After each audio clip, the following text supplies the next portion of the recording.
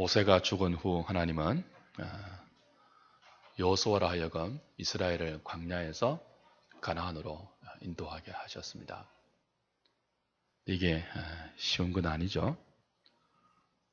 광야에서 가나안 땅으로 들어가려면 요단강을 건너야 합니다.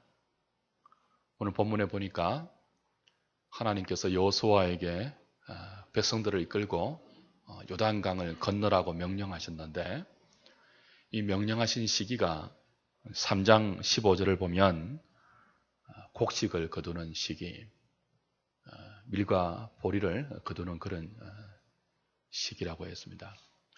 이때는 요단강이 그 언덕에까지 충일한, 요단강의 수위가 가장 높은 그런 때예요.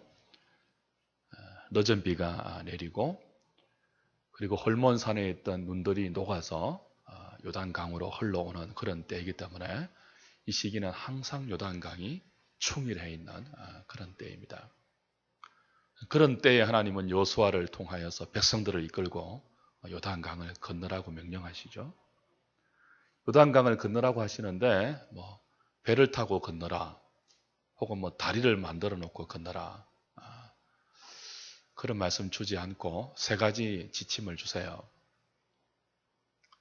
제사장들이 어깨에 언약궤를 메고 3장 4장을 쭉 읽으면 그렇게 연결이 되죠.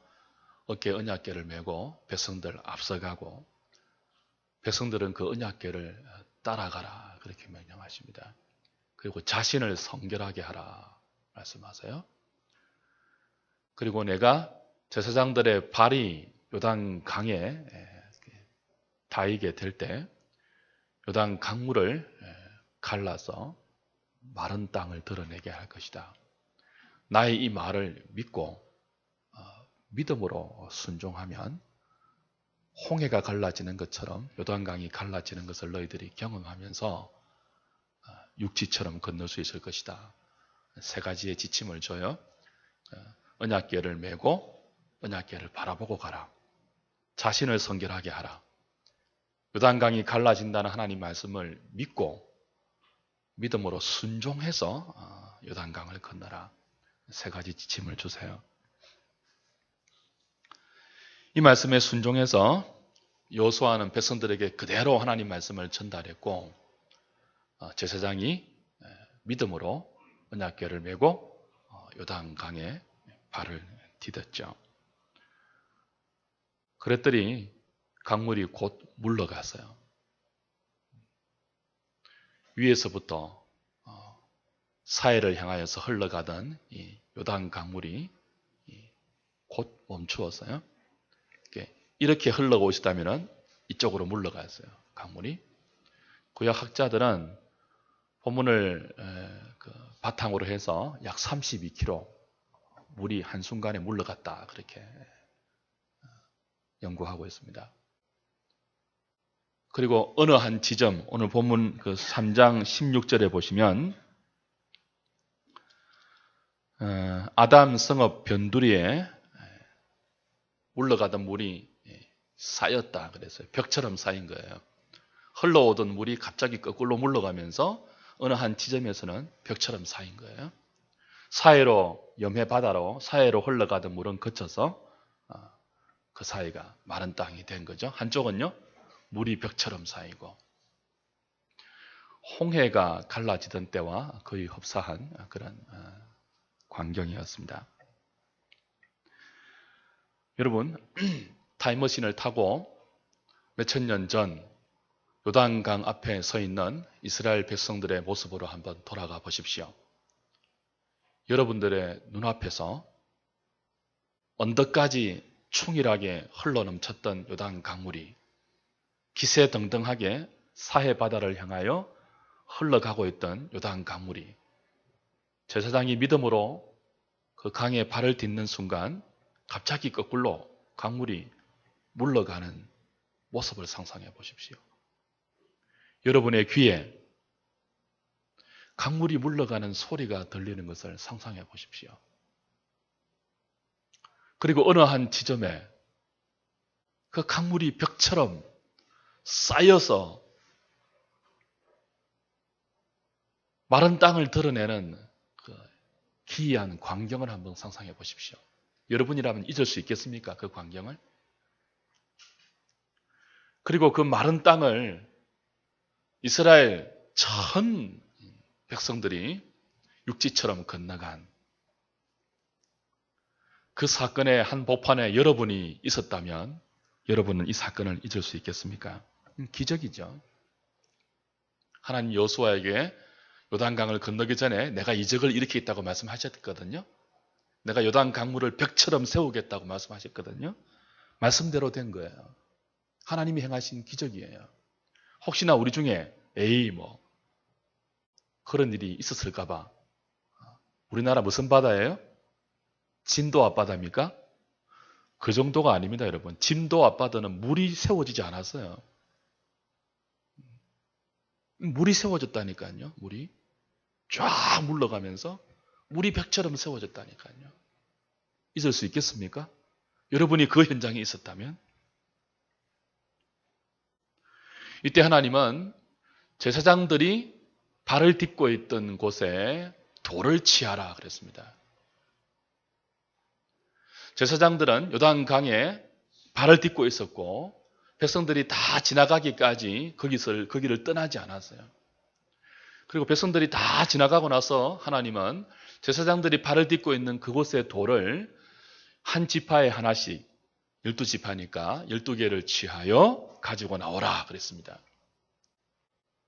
그리고 그 돌을 나중에 길갈에 오늘 본문에 보니까 길갈에서 이때 요단강이 갈라졌던 이 하나님의 이적과 그걸 통해서 구원을 경험한 하나님의 놀라운 은총을 경험한 그 은혜의 사건을 기념하기 위하여 길갈에 여리고성 옆에 길갈에 이 기념비를 세워라, 기념석을 세워라. 이 기념석을 통하여 너희 자손들이 이 돌들의 의미를 알게 될 것이다. 그리고 너희들도 이 돌을 보면서 하나님의 손이 얼마나 능하며 너희들을 인도하는 하나님이 얼마나 신실하시며 그리고 그 하나님 앞에 항상 경외감을 가지고 믿음으로 살 수 있도록 길갈에 한 지파에 하나씩 12돌을 세워서 이 은혜의 사건을 기억하라, 기념하라 라고 말씀하시는 것이 오늘 본문의 내용입니다. 말하자면 오늘 이 길갈에 세웠던 요단강에서 가지고 온 12개의 돌은 일종의 기념석이에요. 기념비예요. 뭘 기념하기 위한 것이었죠? 하나님이 어떻게 요단강을 갈라서 그 백성들을 약속의 땅으로 인도해 들이셨는가? 하나님이 얼마나 말씀에 신실하게 이행하시는 분인가? 하나님의 손이 얼마나 능력의 손인가? 그 하나님이 그 백성들을 인도하고 있다는 사실을 한순간도 잊지 않도록 하기 위하여 그들은 이 기념비를 세워야 했던 것입니다. 사람은 망각의 동물이라 그러죠. 잊지 말아야 할 것은 이상하게 잘 잊고요. 빨리 잊어야 할 것은 끌어안고 잊지 못하는 그런 경향들이 있는 것 같습니다. 이 요단강 사건은 이스라엘이라면 절대로 잊어서는 안 되는 사건이에요. 홍해 사건과 더불어서 요단강 사건은 이스라엘 백성을 구원하시고 인도하시는 하나님의 구원의 능력이 얼마나 오묘하고 기이한 것인지를 보여주는 사건이었고 그들은 자신들을 구원하신 하나님을 떠올릴 때마다 이 두 가지 사건은 잊어서는 안 돼요. 무엇과 뭐는요? 홍해와 요단강이 갈라진 사건은요. 근데 우리가 성경을 통해서 확인하는 것이 무엇입니까? 이들이 이 사건을 어떻게 했습니까? 너무 잘 잊었다는 거예요. 사실 이 요단강 갈라지는 것보다 더한 기적이 홍해가 갈라지는 거예요. 요단강은 강이고 홍해는 바다잖아요. 그리고 요단강에는 빠져 죽은 사람이 없지만 홍해는 자기들을 추적하는 애굽의 군대들이 자기들 눈앞에서 다 수장된 엄청난 사건입니다. 우리가 출애굽기를 보면서 확인하는 것이 무엇입니까? 그들이 이 홍해가 갈라지는 기적을 통해서 광야에 도착했을 때 엄청난 찬송을 하나님께 드렸어요. 미리암을 필두로 해서 구원의 감격을 담아서 누가 시키지 않았는데도 여기서 찬송, 저기서 기도, 여기서 예배 시키지 않았는데 자발적으로 하나님을 찬송하는 찬송의 합창이 홍해를 건너가고 나서 이스라엘 회중들 가운데 본물처럼 터져 나왔습니다. 우리가 아는 게 뭐예요? 이게 며칠 갔습니까? 3일을 못 갔어요. 3일을. 어디에 도착했을 때요? 마라에 도착했을 때. 그 찬송의 감격은 잊지 말아야 할 홍해를 건너온 구원의 감격은 깡그리 사라지고 마라에서 마실 물이 없을 때 그들은 찬송하던 하나님을 원망했습니다. 이게 인간의 실상이에요. 민수기를 보면 이스라엘이 적어도 몇 번 이상 하나님을 시험했다고 했죠. 이 홍해 사건을 잊어버리고 10번 이상 애굽과 광야에서 행하신 하나님의 큰 이적과 영광을 보고도 이 백성이 10번이나 나를 시험하고 원망했다 그랬습니다. 그래서 가나안 땅으로 못 들어가게 했어요. 하나님이. 잊지 말아야 할 구원의 이 은총을 너무 쉽게 잊어버린 것이 이들의 조상입니다. 조금만 어려우면, 조금만 시간이 지나서 고난이 오면 우리는 인생은 하나님의 놀라운 구원의 은총을 잊어버리고 눈앞에 어려운 현실에 감사 대신 찬양 대신 불평과 원망과 불신앙의 반응을 보이는 것이 죄 아래 빠져있는 모든 인간의 실존이에요. 저와 여러분들의 모습이 이러해요. 이스라엘의 상태가 이러했어요. 하나님은 이런 이스라엘의 연약함을 아시죠? 완악함과 배역함을 아십니다. 금방 감격했는데 돌아서면 눈앞의 어려움을 보고 언제 그랬냐는 듯이 하나님 이게 뭡니까? 이러려고 우리를 이끌어냈습니까? 이러면서 하나님이 세우신 사람을 원망하고 불평하고 하나님이 있는지 없는지 하나님을 무시하고 하나님 앞에 대적하는 불신앙의 모습들이 바로 인간들의 실존이죠. 하나님이 이런 이스라엘의 연약함을 아시고 어떻게 하시는 거예요? 잊지 말아라고. 앞으로 너희들이 어떤 어려움을 당하더라도 가나안 땅에 들어가면 이제는 이 원주민들과 싸워야 되잖아요. 철병거를 가진 산지 거민들과 싸워야 되잖아요. 또 낙심할 수 있잖아요. 또 불평할 수 있잖아요. 이제 요단강을 걷는 것은 가나안 정복의 첫 스텝이란 말이죠. 잊지 말아야 되죠. 앞으로 요단강을 건너서 이제 가나안을 차례차례 말씀에 의지해서 믿음으로 정복해 가야 하는데 눈앞의 현실을 보고 말씀하시는 하나님을 잊어버리고 불평할 수 있는 충분한 가능성이 요단강을 건넌 이스라엘 백성들에게 있어요, 없어요? 있는 거죠. 있는 거죠. 하나님 뭐 하시는 거예요? 기념비를 세워라, 여기에. 이 길갈에 세워라. 그리고 너희와 너희 자손들이 잊지 말고 기억해라. 뭘요? 하나님이 어떻게 우리를 하여금 광야에서 가나안을 요단을 건너게 하셔서 지나오게 하셨는가? 그 하나님이 동일하게 눈앞에 펼쳐진 대적들을 무찌를 것이고 하나님의 약속을 이루어 가실 것이라는 것을 이 요단강이 건너질 때 그 땅에 있었던 그 돌을 보면서 강물을 물러가게 하셨던 하나님, 강을 마른 땅으로 건너게 하신 하나님, 그 하나님을 신뢰하고 그 하나님을 항상 경외하는 믿음을 가지고 가나안 땅 입성을 하라는 의미에서 하나님은 길갈에 요단강 사건을 기억할 수 있는 감사의 기념비를 구원의 기념석을 세우라고 말씀하시는 것입니다. 사랑하는 여러분, 오늘은 우리가 맥추감사 주일로 드리고 있죠. 맥추감사절은 엄밀히 말하면 구약의 절기예요. 구약의 3대 절기가 뭐였죠? 유월절과 맥추절과 수장절이 있습니다. 맥추절은 77절이라기도 하고 혹은 오순절이라기도 하죠. 근데 구약의 모든 이 3대 절기는 모두 출애굽의 구속의 은혜를 기리는 그런 절기예요. 하나님께서 어떻게 우리를 애굽에서 이끌어내었는지, 그렇죠? 그걸 기억하는 절기인데 이 절기를 하나님이 명령하신 그 방식대로 지키면서 궁극적으로 이들이 절기를 통해서 바라보아야 할 것이 예수 그리스도예요. 출애굽의 구속이 결국 우리에게 예표하는 것은 그리스도의 십자가와 부활을 통하여 죄인들을 죄와 사망의 바다에서 건져내는 하나님의 놀라운 구원을 예표하는 이미지적인 행위잖아요.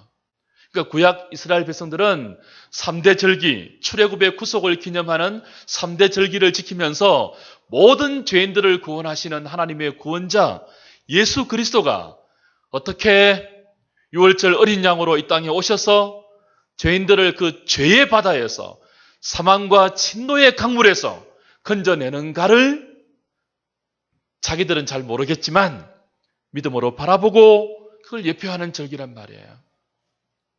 이 3대 절기는 전부 구약의 추수 때와 연관되어 있습니다. 왜 3대 절기가 추수 때와 연관되어 있는가 하면 구원의 은혜가 출애굽을 통한 이스라엘 백성을 구속하신 하나님의 구원의 은총이 이 추수 때에 풍성한 것처럼 풍성하고 너무나 크다는 것을 상징화하기 위해서 3대 절기를 다 추수와 연관시켜 놓았어요. 그렇다면 여러분, 구약의 3대 절기는 무엇으로 성취되었습니까? 예수 그리스도의 십자가의 구속과 부활의 능력으로 그를 믿는 모든 자를 죄에서 건져 하나님의 자녀가 되게 한 이 그리스도의 복음 사건으로 다 성취가 된 거란 말이에요. 이미 예수 그리스도의 십자가와 부활의 구속의 은혜로 성취된 구약의 절기를 왜 지금 우리가 지켜야 할까요? 이 모든 것들을 담고 있는 주일 하나만 지키면 만족하지 않습니까? 그런데 우리가 지금 지키는 이 맥추감사주일은 절기가 아니에요. 저는 이 명칭이 좀 바뀌어야 된다고 생각합니다. 맥추감사주일. 이거 의미가 없거든요. 전반기 감사주일 뭐 이런 쪽으로 좀 바뀌어야 될 것 같아요. 이런 의미의 구약적인 의미의 절기를 지키는 게 아니죠. 칼빈의 지적처럼 미신적인 의미를 담고 기복적인 의미로 우리가 이 날을 이 주일을 지키는 것도 아닙니다. 그렇다면 당장 폐지해야 됩니다. 한국교회가 지키는 맥추감사주일, 또 부활주일, 성탄주일, 추수감사주일 이와 같은 소위 말하는 한국교회의 절기들은 일종의 기념석의 의미예요. 우리 신앙의 여정 가운데 잊어서는 안 되는 중요한 영적인 의미를 그때그때마다 잊기를 잘하는 연약한 우리들에게 신앙의 중요한 복음의 핵심적인 교훈을 1년을 지나가는 그 시간에 고비고비마다 기념비를 세워서 하나님께 우리를 붙어있게 하는 그런 의미의 날들이죠. 맥추감사주일은 원래 우리가 농사할 때, 농경 생활을 할 때 봄에 보리하고 밀을 추수했지 않습니까? 그러니까 이 추수 때 추수의 은혜를 주신 하나님께 감사하기 위해서 맥추감사주일이라고 이름을 붙였는데 그게 이제 구약의 절기하고 영적인 의미상 상통하는 것이 있어서 맥추감사주일이라는 그 이름 자체가 의미가 있죠. 근데 지금은 누가 농사합니까? 어디? 시골에 있는 분들도 보리 농사, 밀 농사는 거의 안 하잖아요. 맥추. 거의 안 하잖아요. 다 도시로 나와서 살고, 그죠? 그러니까 맥추 감사 주일이라는 의미가, 명칭이 별로 의미가 없어요. 그래서 한국교회는 이 맥추 감사주일을 7월 첫 주에 드리면서 어떤 의미로 전환을 시켰습니까? 한 해의 전반기를 은혜 가운데 인도해 주신 하나님의 인도하심에 대해서 믿음으로 감사하고, 남은 한 해의 절반도 뭐예요? 오늘 길갈에 12돌을 세워서 그 돌을 통하여 항상 하나님을 경외하는 표적과 표징과 기념으로 삼았던 것처럼 한 해의 절반을 지내오고 또 절반을 달려가는 이 시점에서 우리의 마음에 영적인 기념비를 세우는 거예요. 지난 절반 동안은 누가 인도하셨다고요? 하나님이 인도하셨지. 어려움과 많은 일들 속에도 신실하신 하나님께서 우리들을 하나님의 말씀대로, 선하신 뜻대로, 계획대로 인도해 오셨지. 그걸 믿음으로 인정하면서 우리의 심령에 세우는 거예요. 그리고 이 우리의 심령에 세워진 이 감사의 기념비를 보면서 남은 6개월을 살아가는 거예요. 하나님을 경외하는 믿음을 가지고 살아가는 거죠. 그래서 맥주감사주일보다는 당회에서 한번 언론해서 맥주감사주일은 전반기 감사주일, 추수감사주일은 후반기 감사주일, 이렇게 좀 바꾸는 것도 의미가 있지 않을까 생각을 해봅니다. 오늘 이 맥주감사주일을 보내면서 우리가 참 연약한 인생이에요. 우리는 생각보다 연약하고요. 우리는 생각보다 부패하고요. 우리는 생각보다 어리석고요. 생각보다 완고합니다. 그때 믿음의 기념비를 세우지 않으면요, 생각보다 연약해서, 생각보다 미련해서, 감사보다는 뭐예요? 눈앞의 현실에 급급하여 불평과 원망을 더 잘할 수 있는 존재가 누구예요? 저와 여러분들이에요. 때때로 우리 젊은 개혁주의 신학도들이 날카롭게, 그리고 아주 매섭게 이런 맥주감사주의를 지키고 성탄절을 지키고 부활주의를 지키는 한국교회의 모습에 대해서 비판의 잣대를 들이대는 것 제가 봅니다. 일면 일리가 있어요.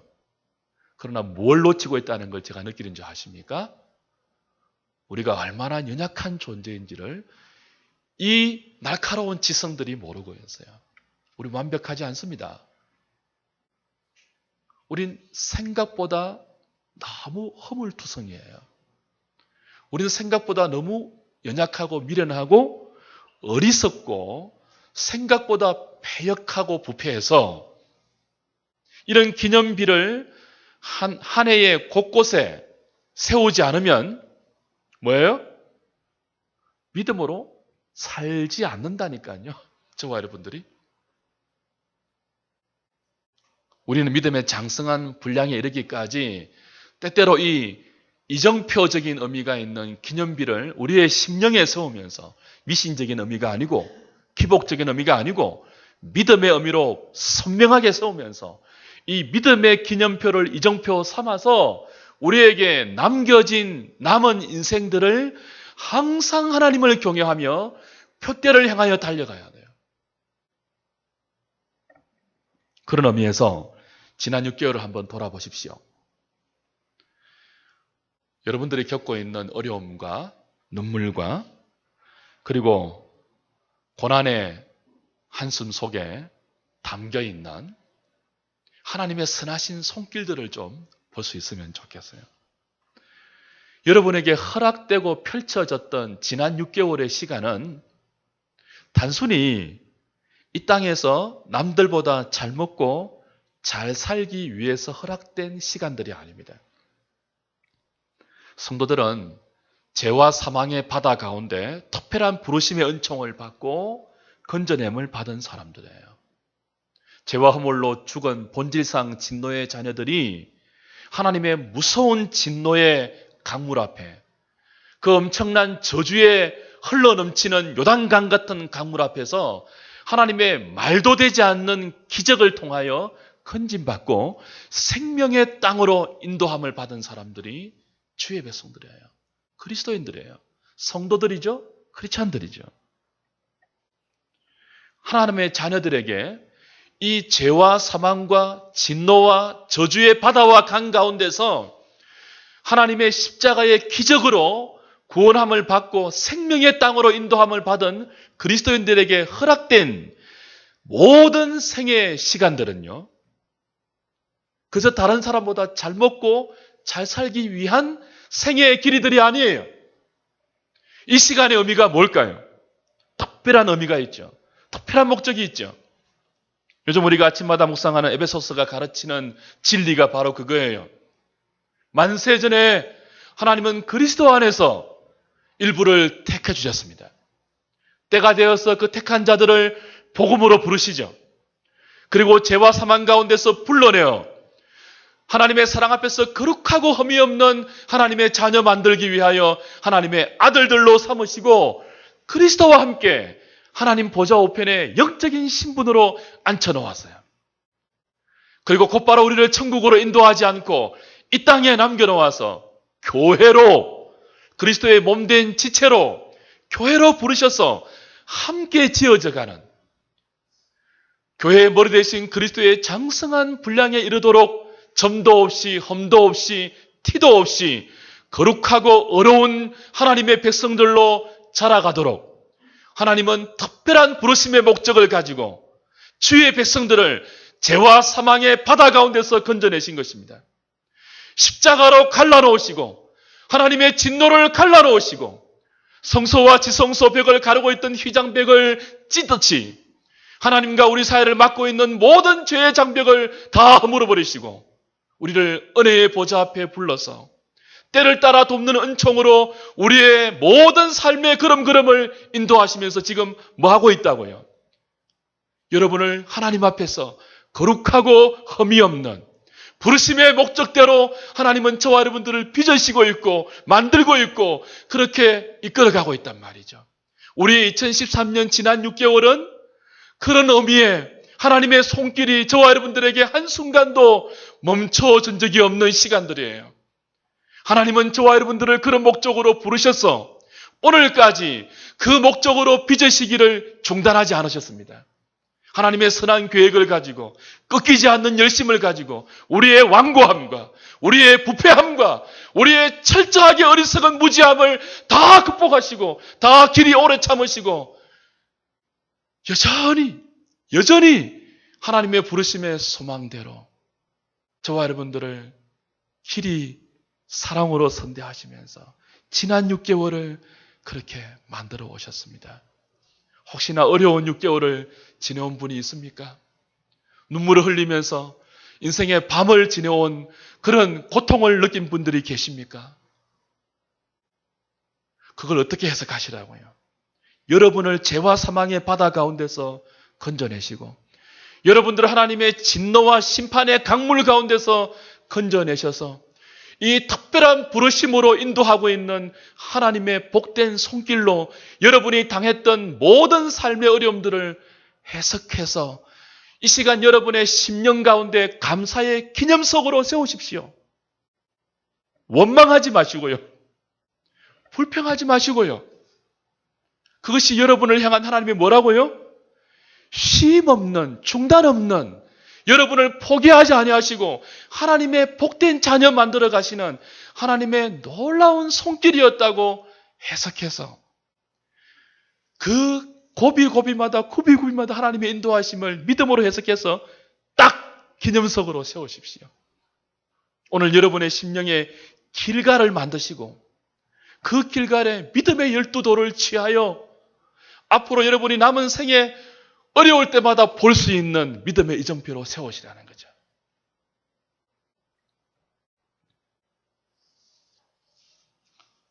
말씀을 맺을까요? 영국의 한 신사들이 몇 명의 친구들이 모여 사냥을 떠났습니다. 사냥이 끝나고 한 찻집에 모여서 그날 사냥하면서 겪었던 무용담들을 다 털어놓았어요. 여러분, 남자들이 모이면 뻥이 얼마나 심한 줄 아시죠? 모이면 군대 이야기하면 거의 200% 뻥입니다. 이 사냥한 이야기를 남자들이 모여서 하니까 무용담을 하니까 얼마나 뻥이 많겠습니까? 그 중에 한 사람이 흥분해서 오늘 자기가 사냥했던 이야기를 막 풀어내는 것입니다. 너무 흥분해서 이야기하다가 옆에 있는 찻잔을 툭 치게 되었어요. 찻잔이 깨지면서 하얗게 칠해 놓았던 벽이 얼룩지게 되었죠.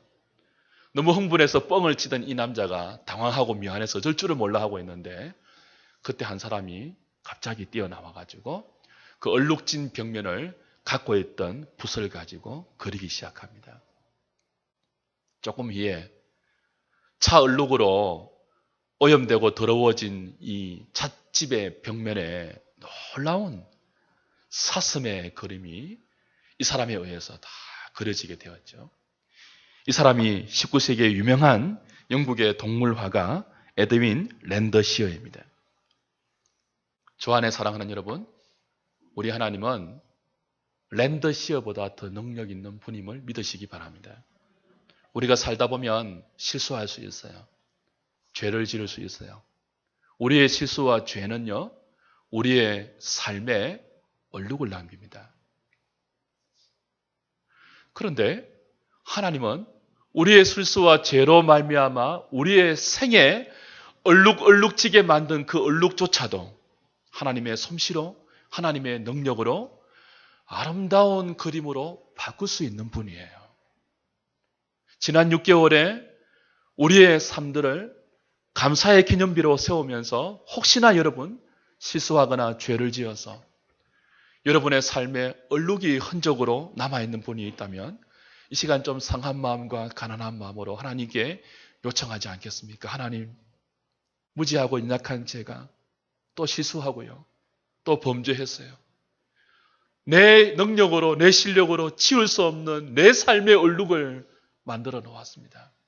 하나님, 이거 그대로 인정하고 드립니다. 하나님, 랜더시어보다 더 능력 있는 하나님이지 않습니까? 나의 얼룩을, 나의 죄와 나의 실수로 말미암아 얼룩진 이 부분을 하나님의 손길로 새롭게 창조하여 주십시오. 하나님이 손대시면 이 부분도, 이 얼룩도 새로운 그림으로 채색될 수 있음을 믿습니다. 경외하는 마음을 가지고 그 얼룩에도 믿음의 기념비를 세우시기 바랍니다. 혹시나 지난 6개월 동안에 일이 잘 풀린 분이 계십니까? 계획대로 6개월이 흘러가신 분이 있습니까? 더 감사의 기념비를 세우십시오. 성도들은요, 잘 될 때, 우리 인생이 기도대로 흘러갈 때, 내 계획대로 진전될 때 감사의 기념비를 세우지 않으면 뭐 할 수 있는 존재들이라고요? 자축 기념비를 세울 수 있는 교만한 존재들이에요. 내가 잘했어. 내 능력이 과연 그렇지? 바벨탑처럼 거죠. 내 실력이 과연 그렇지? 안 되고 배겨 뭐 이런 식으로. 자축 기념비는 패망의 지름길입니다. 지난 6개월 동안 형통하신 분이 있다면 이 시간 더 감사의 기념비를 세우시기 바랍니다. 만에 하나 자축 기념비를 세우신 분이 있다면 이 시간 뭐 하라고요? 헐어버리세요. 그리고 감사의 기념비를 세우셔서 남아있는 6개월만이 아니고 남아있는 여러분의 생애 걸음걸음마다 이 기념비를 이정표로 바라보시면서 항상 하나님을 경외하고 그것이 우리와 우리 자손들에게 잊지 말아야 할 영적인 교훈이 되어 이 죄악의 세상 가운데 표류하지 않도록 사람의 소리들로 무성한 우리가 살아가야 할 삶의 무대인 세상 속에서 방황하지 않도록 여러분이 오늘 세운 이 믿음의 기념비를 잘 보시고 하나님 앞에서 믿음으로 승리하고 감사함으로 하나님의 은총을 누리는 주의 백성들 다 될 수 있기를 주님의 이름으로 축복합니다.